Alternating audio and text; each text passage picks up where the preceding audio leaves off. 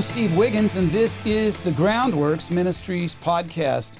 Now, today we're reading from the book of Isaiah, chapter 37, and let's focus on verses 14 through 20.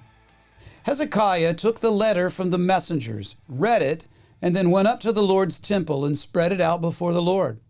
Then Hezekiah prayed to the Lord, Lord of hosts, God of Israel, who is enthroned above the cherubim. You are God, you alone, of all the kingdoms of the earth. You made the heavens and the earth. Listen closely, Lord, and hear. Open your eyes, Lord, and see. Hear all the words that Sennacherib has sent to mock the living God. Lord, it is true that the kings of Assyria have devastated all these countries and their lands. They have thrown their gods into the fire, for they were not gods, but made by human hands, wood and stone. So they have destroyed them. Lord, now, Lord our God, save us from his power, so that all the kingdoms of the earth may know that you are the Lord, you alone. Sennacherib's envoys returned from the outskirts of Jerusalem to find that the Assyrian army had left Lachish to attack a nearby city of Libnah, a military fortress in the lowland between the Mediterranean and the hills of Judah. And the threat from King Tirhakah forced Sennacherib to retreat, but not before firing a final missile at Hezekiah. It came in the form of a letter, probably a very lengthy letter taking up several leather or papyrus scrolls.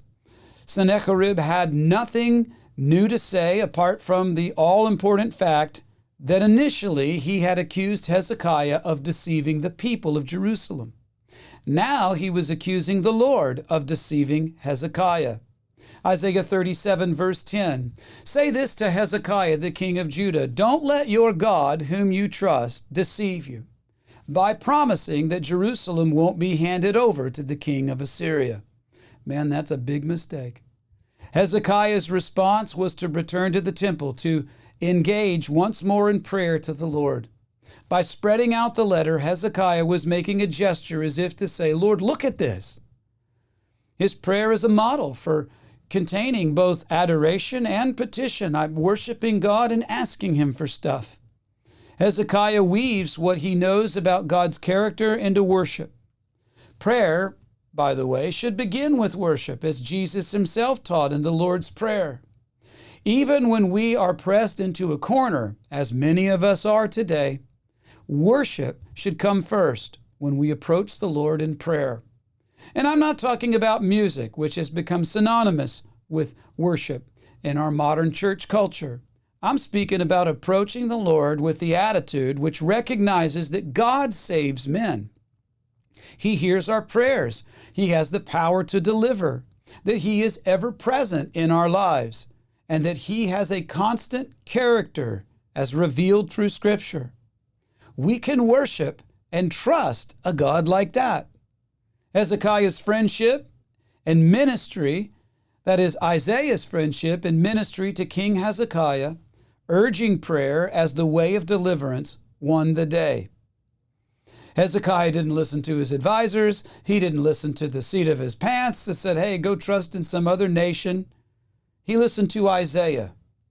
And God gave Judah a God-fearing leader, that is Isaiah, at its most crucial time. And Isaiah has also been given to us by the way of the Bible. So will you heed his counsel as Hezekiah did? Will you worshipfully approach the Lord before just presenting your requests? I'm Steve Wiggins, and this is the Groundworks Ministries podcast. Now, Groundworks Ministries operates entirely through financial donations from faithful people like you. And yes, we need your monthly support. Donating is secure and it's easy at our website, groundworksministries.com. You know, there's another way to help us. That's just tell people about Groundworks Ministries. Share these podcasts with friends and family and on your social media. And of course, you can always direct folks to our website, groundworksministries.com.